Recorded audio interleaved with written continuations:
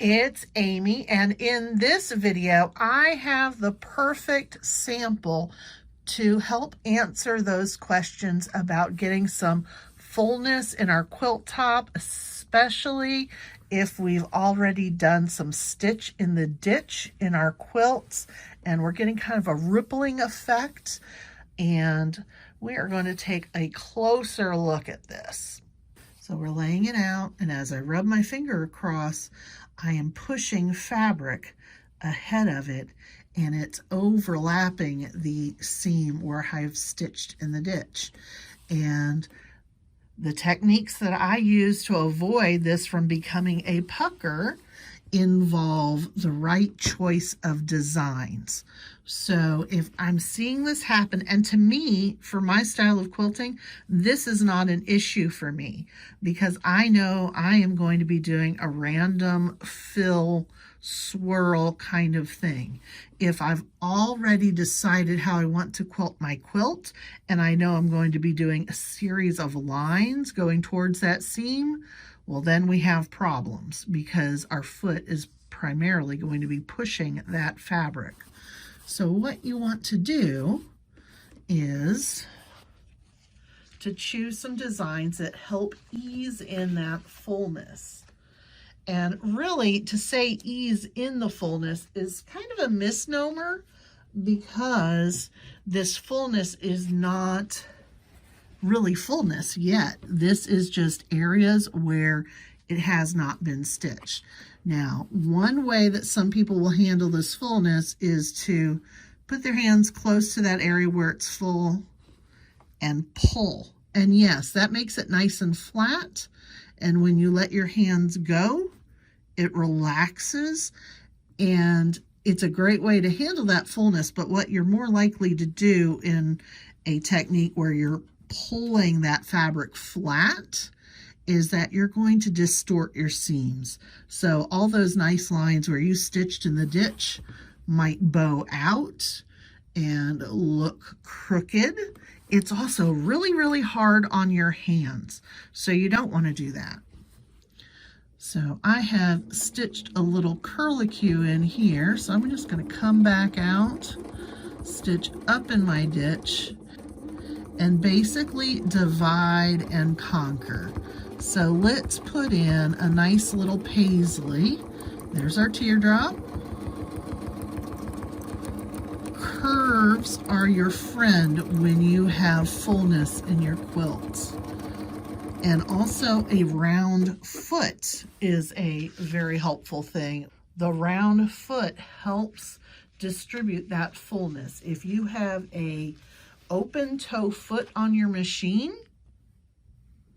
this flat area across the front is going to push against your fabric evenly, whereas something round will kind of separate it a little bit more. You don't want this flat edge at the front of the foot to plow forward. There are a couple of other open toe feet that kind of have that same situation. Your hopping free motion feet can also do that, but because they are hopping, they don't tend to plow the fabric like our free motion feet that don't hop. So you can already see here that this poofiness is really getting managed quite well just by using that paisley. So let's come back in here. Nice, slow, controlled start.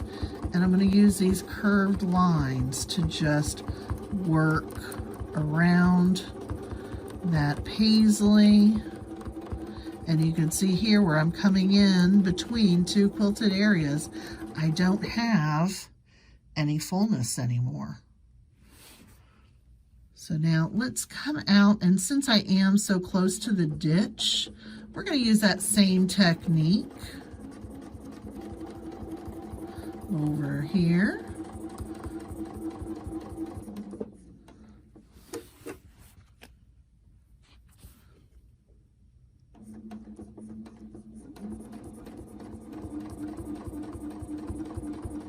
And by coming from the area where it's already been stitched in the ditch and moving towards where I've already done some fill work can really help disperse that fullness. Again, this is not an area where you want to start doing some straight lines. You want to keep some nice curves, but I don't have to pull my fabric and straighten it out. I can keep it nice and easy. And let's throw in a nice little spirally thing. And you can see my foot kind of move that fabric around there. There was some fullness there. And it just kind of divided and conquered. So following along that little rippled edge. And when you have fullness like this, one of the best ways to ease it in, you know, it's humping up here, is to come in with a line going across the fullness instead of coming across this way. If you see my finger, you can see that fullness kind of getting pushed. Instead of going across it, I want to come down the middle, because each time I stitch a row of stitches, it's taking up a little bit of that fabric. So the direction of it is important. So we're just going to echo around, and it handles it quite well. So I think right in here, we're going to put in a tiny pebble. Pebbles are awesome for trapping fullness, because then we've got this nice little unquilted area that just poofs up so nicely. And you can see we've got some fullness in here. And this is a very awkward shape in here to quilt. So what are we going to put in here? I don't want to quilt it too densely just because this is a small area. We need something kind of to fill that in. Let's see. You know what? We've got a beautiful feather over here. We could... I'm kind of on the wrong side of it. Should have decided this before I stitched down here. That's okay. We're going to come in here. We're going to sneak on our pebble. You know, I'm designing on the fly here. We're going to come out between these feather plumes and add in a nice little feather plume. And it is going to help trap and distribute that fullness. Instead of pushing it towards my edges, I am just containing it. And it works very well. So why do I have this fullness?